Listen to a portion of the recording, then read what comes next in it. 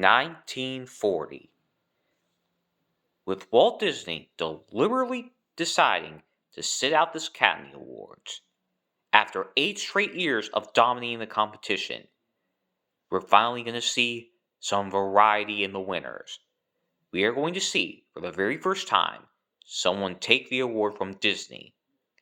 A move orchestrated by Disney himself because he thought he was getting too powerful.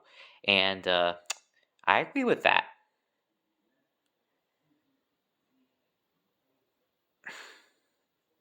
So, who on God's green earth will be the one to break this streak? There's a lot of choices. MGM, Warner Brothers, Terry Toons, Paramount, Columbia even. But who precisely stepped up to the task and did it? Who triumphed this time? Who did it? It's MGM with The Milky Way. Produced by Fred Quimby, directed by Rudy Eising. Is their take on the Three Little Kids fable, featuring a lengthy sequence in which the kids go to the titular Milky Way. Here, imagine as a wacky intergalactic funland with all the milk they can drink. In terms of actual content, it's actually not that different from your average Silly Symphony. This is basically Silly Symphony Light, with the only difference being the lower budget animation. The slightly lower budget animation compared to Walt Disney. And since harmonizing not only worked at Disney, but they outsourced at least one Silly Symphony and parts of Snow White featured production outsourced to them, that would be appropriate. So what exactly makes this cartoon special?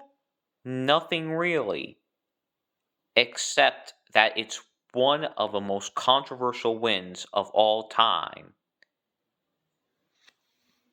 So there's nothing controversial about the film itself. It's just a cutesy, Silly Symphony Light romp. No. What makes this film controversial is the runner-ups it beat in order to get there.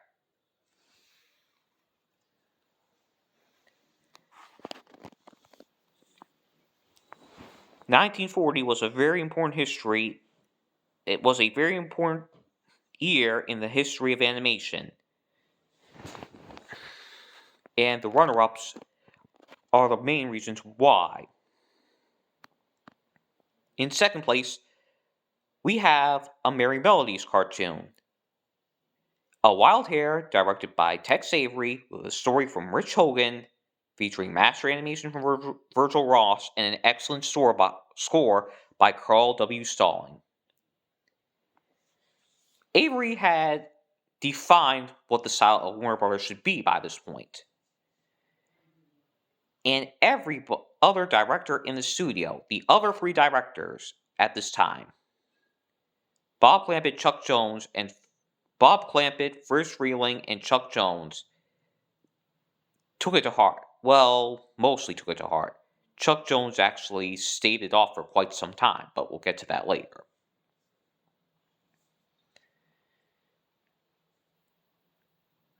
But, it was this film right here that was widely considered to be Avery's masterpiece. He took an earlier film, Elmer's Candid Camera, and completely reworked it to be more cynical and more street smart, shall we say. Elmer's Candid Camera, directed by Chuck Jones, featured a character of his called Elmer Fudd.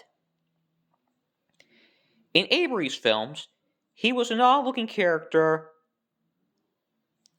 that sounded like Joe Penner and was just the everyman who was kind of a goofball. But for Elmer's Candid Camera, Chuck Jones made him more human-like, swapped out his Danny Webb impersonating Joe Penner voice with one by Arthur Q. Bryan, which was stupid, kind of gravelly, and featured L's and R's being replaced with W's. Elmer Fuddson, when we call that. And although Elmer's candid camera was a flop, these aspects of Elmer's personality stuck. But something that also stuck was a gray rabbit he was trying to take a picture of. This gray rabbit was actually created by former Warner Brothers director Benjamin Bugs Hardaway to be used in a few of his films, but Chuck Jones also used that rabbit in a few of his films. Avery, seeing the potential, decided to turn cameraman Elmer into a hunter.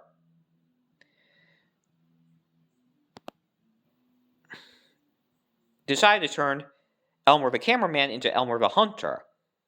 And he made the rabbit less manic and more laid back and cool. I mean, when somebody points a gun at your face with the intent on killing you, do you sit back and casually attempt to strike up a conversation by going, what's up, Doc? There's a reason why Bugs Bunny, as he was known at the time, was such a massive hit with audiences. He brought the house down, and What's Up, Doc not only became his catchphrase, but he also became the mascot of Warner Brothers, representing how they were the antithesis to Disney. He seemed like the antithesis. Definitely a trickster as opposed to the kind and gentle-hearted Mickey Mouse.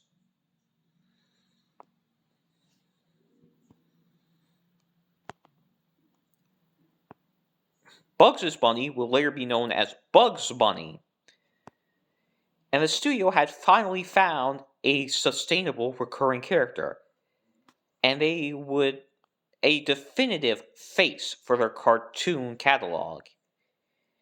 And they would gain several more recurring stars as the years went on, besides Porky, Daffy, and Bugs.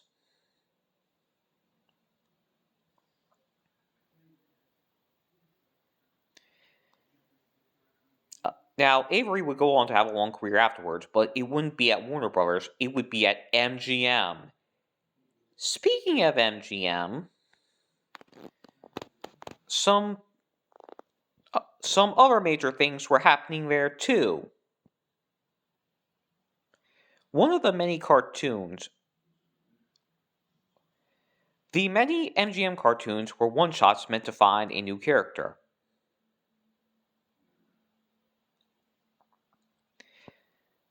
And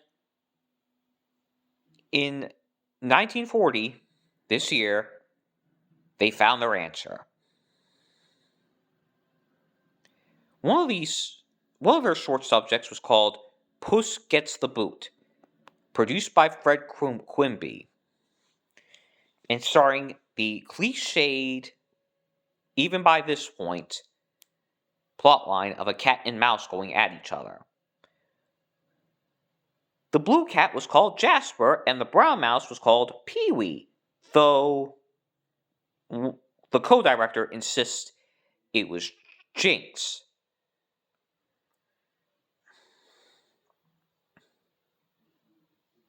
But no, you don't know this blue cat and this brown mouse as Jasper and Jinx and or Jasper and Pee-wee. You know them as Tom and Jerry. Yep, that's right. A name suggested by one of their animators, Jack Carr, after the beverage and, more indirectly, some Van Buren recurring characters one of the co-directors worked on. Now, you may be wondering what these directors I'm talking about are. Well, remember when I mentioned that little-known guy, William Hanna, a few Academy Award ceremonies back? Remember just last Academy Award ceremony, I mentioned another random noob named Joseph Barbera? Well, you can probably tell at this point that they're not so random after all. William Hanna had directed a few cartoons for the studio by this point, but this was Joseph Barbera's directorial debut. This would be a partnership right here that would last for over 6 decades and be a cornerstone for Western animation in both the theater and the TV. It was the very first piece of animation that would be done by Hanna and Barbera as a duo. And thus, it was the first animated piece ever to be helmed by the partnership known down the road as Hanna-Barbera.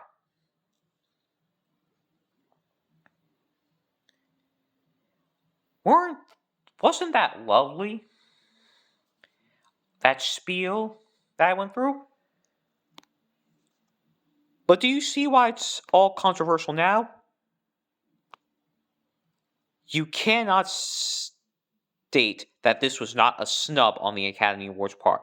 The debut of Bugs Bunny and the debut of Tom and Jerry, two of the most famous cartoon characters of all time, somehow losing the award to this stereotypical Silly Symphony clone that has no impact on anything whatsoever.